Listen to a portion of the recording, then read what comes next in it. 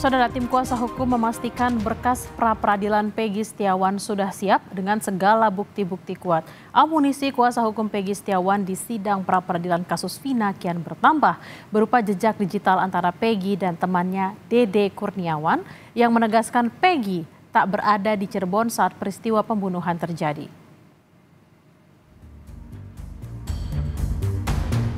Kesaksian saksi kunci kasus pembunuhan Vina dan Eki di Cirebon, Jawa Barat 8 tahun silam, Liga Akbar, turut dimanfaatkan kuasa hukum Peggy Setiawan untuk menambah amunisi bukti di pra-peradilan demi membuktikan kliennya tidak bersalah.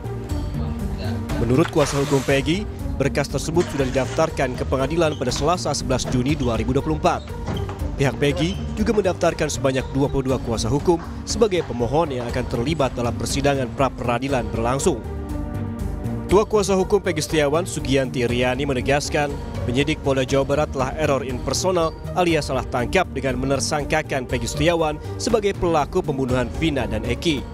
Kalau memang polisi itu merujuk kepada putusan pengadilan dengan DPO Peggy alias Peron yang berada di Banjarwangunan, harusnya yang ditangkap bukan Peggy Setiawan bin Rudi, tapi Peggy Setiawan alias Perong yang berada di Banjarwangunan. Kita akan membuktikan bahwa ini adalah salah orang seperti itu atau error in personas.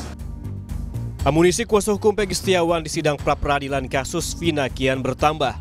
Tony RM meyakini jejak digital antara Peggy dan temannya Dede Kurniawan menegaskan bahwa kliennya tak berada di Cirebon saat peristiwa pembunuhan terjadi.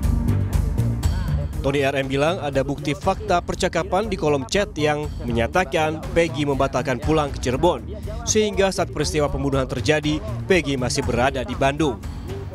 Komunikasi antara Dede dengan Peggy Setiawan menjelang kejadian dari Juli sampai September, memang Peggy Setiawan berada di Bandung dan tidak tahu apa-apa. Jadi dia tidak pulang. Timis kalau hakimnya nggak masuk angin udah. Udah jelas kok. Sekarang alat buktinya apa? Kalau dari bukti-bukti yang saksi-saksi, kemudian chat-chat digital ya sudah jelas. Lalu alat bukti dari penyidik apa? Menetapkan Peggy Setiawan sebagai tersangka. Mantan Kabareskrim Komjen Purnawirawan Susno Duaji menyebut sejumlah bukti baru yang diungkap kuasa hukum bisa menguntungkan Peggy. Apalagi salah satu saksi Liga Akbar telah mencabut BAP dan menyebut bahwa ia tak mengenali Peggy. Susno menilai bukti percakapan Peggy dengan temannya Dede di media sosial bisa digunakan untuk membuktikan Peggy tidak bersalah. Ini kan berarti kan meringankan Peggy ya, ditambah lagi dengan kesaksian yang lain, karena kesaksian yang lain mengatakan Peggy tidak ada di sana, tidak ikut dalam perbuatan itu, mereka tidak kenal Peggy, padahal ini tindak pidana yang dilakukan bersama-sama. Ya bagaimana kalau kenal saja tidak, dia berada di situ tidak, dibuktikan bahwa alibinya Peggy pada saat kejadian berada di Bandung, berapa setelah kejadian juga di Bandung, sebelum kejadian juga di Bandung, ya sudah terbebas dia. Liga Akbar menceritakan beberapa hari pasca kematian Eki dan Vina, Ibtu Rudiana, ayah Eki, sempat menghubungi dirinya. Rudiana menanyakan beberapa hal, termasuk Eki memiliki masalah dengan siapa. Liga Akbar menyebut Eki pernah menunjukkan sebuah foto berisikan wajah seseorang. Eki menanyakan apakah Liga Akbar kenal orang itu, tetapi Liga tidak mengetahuinya. Eki kemudian bicara bahwa dirinya memiliki masalah dengan Rivaldi alias Ucil, tetapi tidak merinci masalah tersebut. Liga memastikan Rivaldi yang dimaksud adalah salah satu terpidana kasus pembunuhan Vina dan Eki. Menanyakan sebelumnya ada masalah tidak? Masalah sama siapa maksudnya? Masalah dengan orang lain. Masalah dengan orang lain? Iya. Terus kamu jawab? Saya jawab, almarhum Eki pernah curhat. Katanya pernah punya masalah sama Rivaldi. Rivaldi yang mana? Rivaldi Ucil. Bisa memastikan bahwa Rivaldi yang dimaksud adalah yang terpidana? Oh bisa. Kenal mukanya? Kalau dibilang kenal enggak? Kenal mukanya? Apal muka? Apal muka? Apal muka saja. Karena kan almarhum Eki yang menunjukkan. Siapa? Almarhum Eki yang menunjukkan. Menunjukkannya kapan itu, Kak? Sebelum kejadian itu ada sebulan. Sebulan. Gimana kalimatnya waktu itu? Waktu itu cuma menanyakan, kenal sama orang ini enggak? Kata saya siapa? Vivaldi aja. Kenapa Ki? Saya ada masalah katanya. Masalah apa? Dia nggak jawab. Sidang pra-peradilan Peggy Setiawan akan dimulai 24 Juni 2024. Polda Jawa Barat pun menyebut akan menyiapkan tim khusus untuk menghadapi pra-peradilan di tengah pengajuan berkas perkara ke pengadilan. Tim Liputan, Kompas TV. Untuk mengetahui informasi terkini, kita langsung bergabung dengan jurnalis Kompas TV Muhammad Syahri Romdon di Cirebon, Jawa Barat. Arai, sepekan jelang pra-peradilan, apakah polisi masih akan memeriksa saksi-saksi?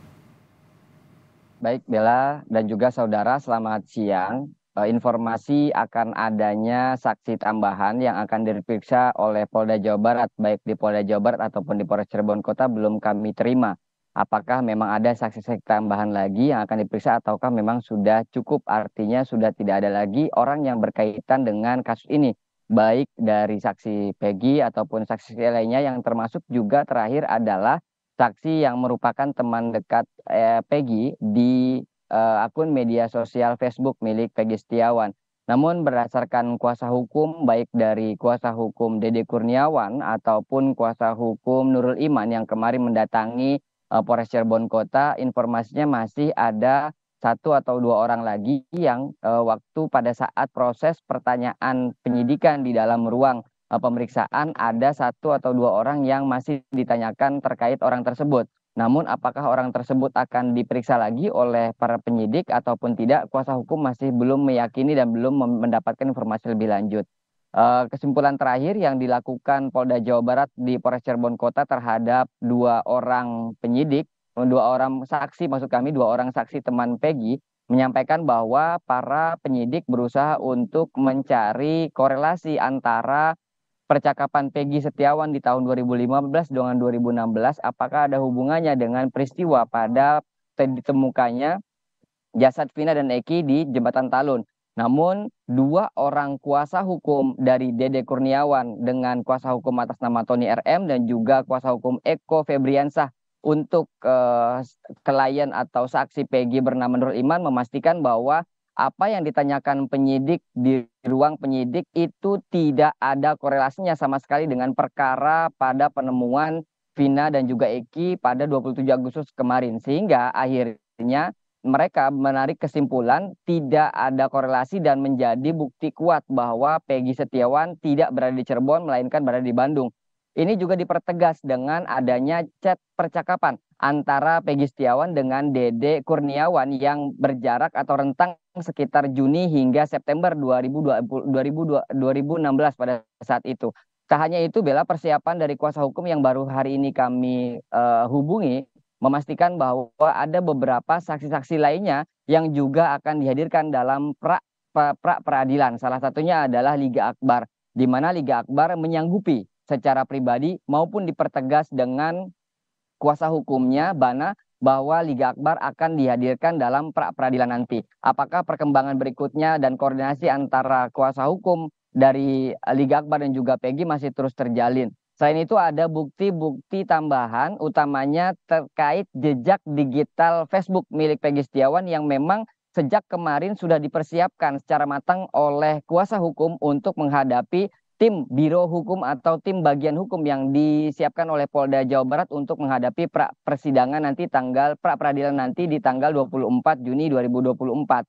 Namun kami masih mendapatkan dan masih berusaha mendapatkan informasi lebih lanjut terkait masih ada rentang waktu 1 pekan bagi pihak kuasa hukum maupun Polda Jawa Barat untuk menghadapi di tanggal 24 Juni 2024. Bella. Terkait kesaksian yang sudah diberikan oleh Liga Akbar, sejauh apa keterangannya ini bisa memperkuat pihak Peggy di pra-peradilan nanti? Kami melakukan wawancara secara langsung dengan Liga Akbar 2 hari lalu atau kemarin lusa. Liga Akbar menyampaikan banyak hal fakta yang tidak dia sampaikan di 2016 lalu, utamanya pada saat penyidikan 2016, BAP dan juga persidangan.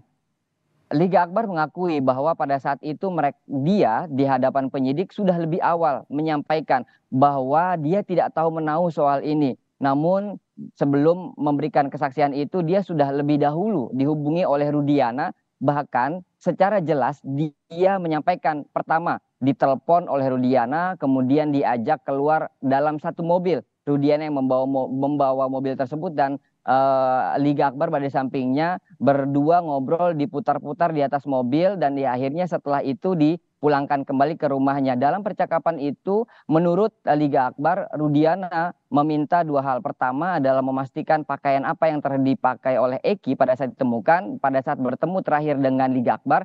Dan yang kedua meminta kesiapan Liga Akbar sebagai saksi.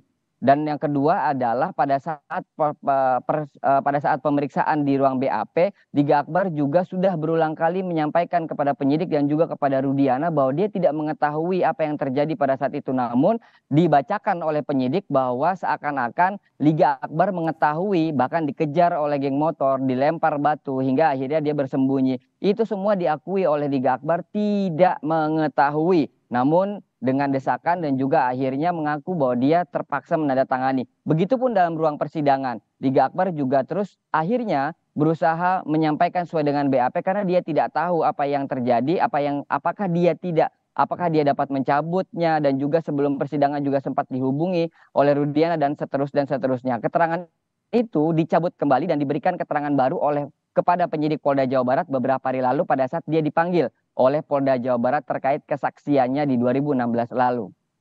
Bella. Baik, terima kasih Muhammad Syahriron dari Cirebon, Jawa Barat. Kita akan tunggu seperti apa perkembangan kasus ini mungkin di proses pra peradilan minggu depan.